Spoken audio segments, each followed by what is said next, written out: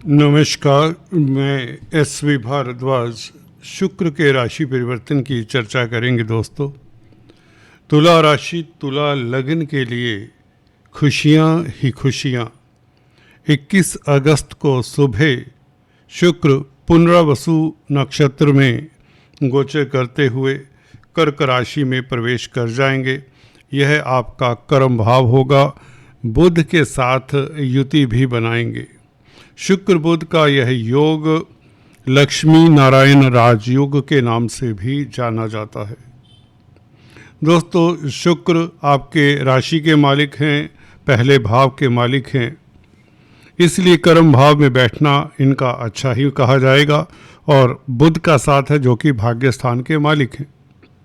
तो लग्नेश और नवमेश भाग्येश का संबंध कहीं भी हो जाए, व्यक्ति भाग्यशाली हो जाता है। आप किस्मत वाले रहेंगे। कब तक? कम से कम 30 अगस्त तक, क्योंकि 30 अगस्त को शुक्र सूर्य और केतु के साथ जा मिलेंगे 11वें भाव में। ये भी सुखद होगा एक लिहाज से, क्योंकि भाग्य स्थान का मालिक लाभ स्थान में बैठेगा जाकर, तो स्थितियां सुखद होंगी। केतु कैसा फल देता है, साथ में सूर्य और बुध के, इसके ऊपर विस्तार से टिप्पणी करेंगे। फिलहाल हम शुक्र के गोचर की बात करते हैं।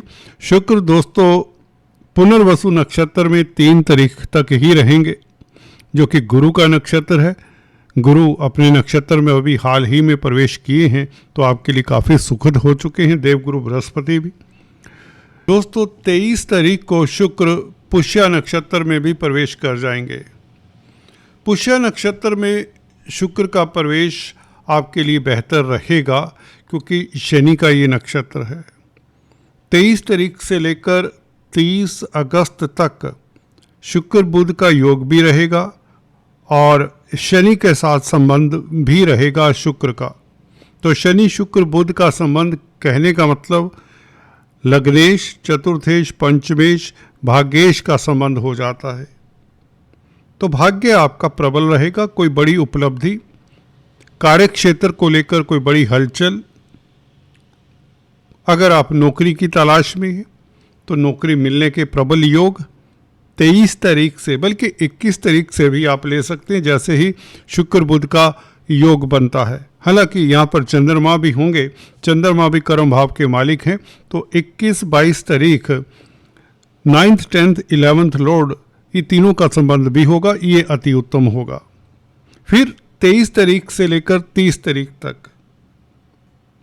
शनि के नक्षत्र में, पुष्य नक्षत्र में शुक्र का गोचर भाग्य स्थान के मालिक के साथ, तो विदेशों से भी लाभ होता है। विदेशी कामकाज में सफलता, मल्टीनेशनल कंपनीज में कामकाज करना चाहते हैं तो आपको अच्छा मौका मिलेगा और आपके स्टेटस में वृद्धि करता है ये योग। लक्ष्मी नारायण राजयोग के कारण आप भाग्यशाली तो रहेंगे। यहाँ पर अगर आप नौकरी की तलाश कर रहे हैं या प्रेजेंट हालात से इतने सुखी नहीं हैं, कहीं ना कहीं कोई दुविधा है, तो 21 तारीख से लेकर 30 तारीख तक इस दुविधा का कोई निवारण हो जाता है, कोई सॉल्यूशन मिल जाता है। कहीं ना कहीं आप अगर किसी तरह के स्ट्रेस में हैं, टेंशन में हैं, कामकाज को लेकर, नौकरी को लेकर या व्यापार को लेकर, उसका आपको सॉल्यूशन तो मिलेगा, ये बात निश्चित है। इसको लिख लीजिए। There is going to be very good happening at your work place for you. Boss और कुलीग आपके कार्यों की सराहना करेंगे। समाज में आपका स्टेटस बढ़ेगा, किसी भी क्षेत्र में हो। राजनीति में है तो 23 तारीख से लेकर 30 तारीख, बल्कि 15 तारीख तक, 15 सितंबर तक राजनीति में भी आपका कद बढ़ेगा। कहीं तो राजनीतिक गलियारों में आपका नाम ऊंचा होगा और आपका डंका बजेगा सोसाइटी में। तो ये स्थितियां बेहतर कही जा सकती हैं। इस अवधि में शेयर स्टॉक मार्केट में जो कामकाज करते हैं उनके लिए स्थितियां बेहतर रहेंगी। आपका लव लाइफ खास उत्तम रहेगा। छात्र हैं तो हायर स्टडीज़ में आपको सफलता मिलती है। क्रिएटिविटी में आपकी उछाल आता है। कला जगत में आपका नाम होता है और स्त्री वर्ग से खास आपको लाभ होता है। व्यापार में वृद्धि के संकेत, अगर आप व्यापारी हैं, कारोबारी हैं, कंप्यूटर आईटी लाइन के क्षेत्र में हैं, कोई ट्रेडर्स हैं, दुकानदार हैं, कमीशन का कामकाज करते हैं, ब्रोकरेज से संबंधित कोई कामकाज है आपका, तो उसमें आपको सफलता मिल जाती है। 30 तारीख को बुध आगे चले जाएंगे, शुक्र अकेले होंगे। शुक्र 3 सितंबर से अश्लेषा नक्षत्र में आ जाएंगे, परंतु 3 सितंबर से लेकर 15 सितंबर तक शुक्र इसी नक्षत्र में रहेंगे, जब तक शुक्र कर्क राशि में है।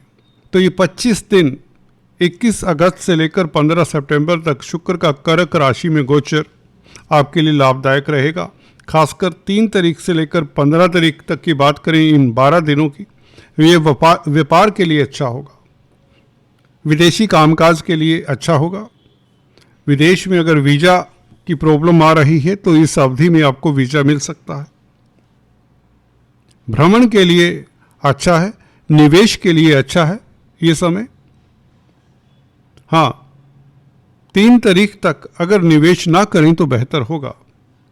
वो इसलिए क्योंकि बुध 12वें भाव का भी मालिक है, शुक्र के साथ है। हालांकि बुध ज़्यादातर पराशर ऋषि की माने तो 9th हाउस का ही फल देते हैं। जिस तरह से शुक्र लगन का फल देते हैं, अष्टम भाव का फल नहीं देते। यहां पर बुध और शुक्र का योग लगन का और 9th हाउस का फल देगा। कैरियर में भाग्य चमकेगा, प्रतिष्ठा बढ़ेगी, स्टेटस बढ़ेगा। बुध व्यापार के कारक है, तो व्यापार में भी सफलता, रोजमर्रा की आमदन में वृद्धि, कम्युनिकेशन से लाभ होता है। कम्युनिकेशन के कारक है बुध।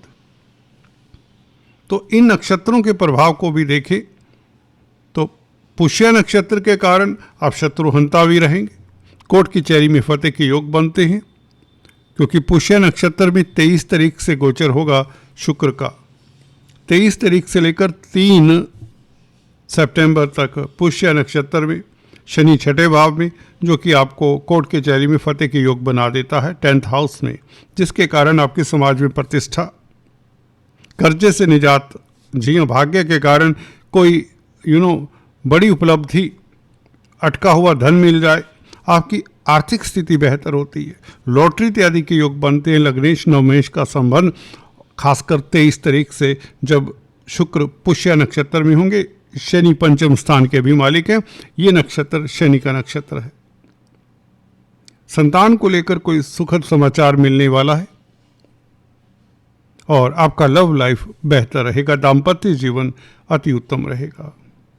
मेहमानों का घर में आना जाना लगा रहेगा। स्थितियां बहुत लाभकारी हैं। तनावों से आप मुक्ति पाते हैं। बेसिकली शुक्र का आगे आ जाना 10th हाउस में, यहाँ पर अमला नामक राजयोग भी बनाते हैं, तो भौतिक सुख बढ़ते हैं। जमीन जायदाद प्रॉपर्टी का सुख मिलता है।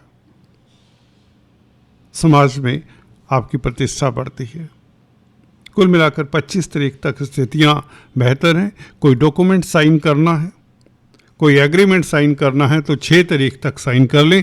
7 तारीख से श्राद्ध पक्ष शुरू होता है, तो इसमें कोई शुभ कार्य नहीं किया जाता 7 सितंबर से। अभी भारद्वाज जी को इजाज़त दीजिए, फिर से मिलते हैं। तब तक के लिए please do subscribe, like and share. Thanks for watching this video. God bless you.